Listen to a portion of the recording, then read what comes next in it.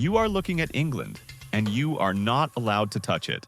92% of England's land is legally off-limits to the public. Half of it is owned by less than 1% of the population. And the law that built this system once allowed landowners to have you executed without trial, simply for walking through their forest at night. This is not an accident of modern planning. It is the result of the most successful land grab in British history. A 300-year process of enclosure, legislation, and deliberate exclusion that took land, which had been common for 1,000 years, and handed it, permanently and legally, to a tiny aristocratic class. In this episode, we are going to show you exactly who took it, exactly how they kept it, and the single legal mechanism, buried in English property law, that gives you the right to walk through land that its owners believe is entirely theirs. 41,000 miles of ancient paths that have never legally ceased to be public. Paths that run directly through some of Britain's most exclusive private estates. And paths that the landowners who own those estates would very much prefer you never discovered. The illegal woods. Why 92% of England is off-limits. Who owns it? To understand why you cannot walk through the woods, you first need to understand who is keeping you out. Approximately 30% of England is owned by the traditional aristocracy and landed gentry, families whose titles and estates trace directly back to the Norman conquest of 1066. A further 18% is owned by private corporations, 17% by overseas investors and foreign nationals. The total, roughly half of England, is owned by fewer than 1% of its population. These are not theoretical figures. They come from Guy Shrubsole's research project, Who Owns England, which spent years mapping the land registry, cross-referencing title deeds, and building the first comprehensive picture of English land ownership in modern times. Shrubsole calls it Britain's best-kept secret. Take the Duke of Northumberland. His family has owned Alnwick Castle and over 100,000 acres of Northumberland land for more than 700 years.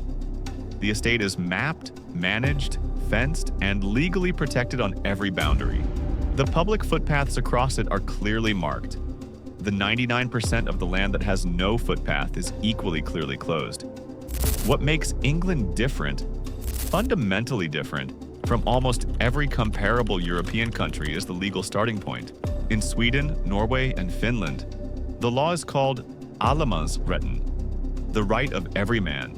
Nature is presumed to belong to everyone. You can walk, camp, and forage on private land as long as you are respectful. In Scotland, the Land Reform Act of 2003 established a universal right of responsible access to almost all land and inland water. In England, the law is inverted. The default setting of every inch of English land is exclusion. Unless a path is explicitly recorded on the definitive map as a public right-of-way, you are trespassing the moment your foot leaves the path. The burden of proof in England is not on the landowner to prove you have no right of access. It is on you to prove you do. And that legal inversion did not happen naturally. It was built, deliberately, over 300 years, by the people who benefited from it. The Great Enclosure, 4,000 Acts of Parliament, millions evicted, the making of the modern working class. Before the 18th century, England was an open country. Common land covered approximately 30% of England's surface. Vast, unfenced spaces where anyone could graze their animals, gather firewood, catch fish, and forage for food. These were not gifts from the powerful. They were ancient rights, exercised by ordinary people for 1,000 years. Then Parliament handed them to the landowners. The Enclosure Acts. Parliament passed over 4,000 individual enclosure acts. Each one was a law that gave wealthy landowners the legal right to fence off land that communities had shared for generations. In total, over 3 million acres of common land that belonged to everyone, was transferred by parliamentary decree into private hands. The process was not subtle, it was not negotiated, it was not compensated. Peasants who had farmed common land for generations were evicted. With no land to graze animals or grow food, they had no choice but to move to the filthy, overcrowded factory towns of the Industrial Revolution.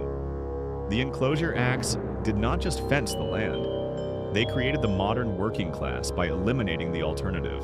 As the historian E.P. Thompson wrote, The fences of England were built on the dispossession of the many by the few, and Parliament held the pen. The Black Act. In 1723, Parliament passed the Black Act. It was written in response to a series of organized poaching raids across Windsor Forest and Waltham Chase. Raids carried out by gangs of men who blackened their faces at night to avoid identification. The establishment named them the Waltham Blacks, and Parliament's response was the most savage piece of property legislation in British history. The Black Act created over 50 new capital offenses, crimes punishable by death. Poaching a deer, death. Cutting down a tree in a private forest, death. Going armed into a forest in disguise, death. Setting fire to a haystack, death. Whole villages could be punished if they failed to find and convict alleged offenders. The law was not about poaching, it was about fear. Because the enclosures had created deep, class-based fury, the peasants who had been evicted from common land knew exactly what had been taken from them, and exactly who had taken it. The poaching raids were not random crime. They were, as historians have since documented, a calculated program of action and a conscious social resentment directed precisely at the landowners who had just stolen 3 million acres. And the landowners used Parliament to make that resentment a hanging offense.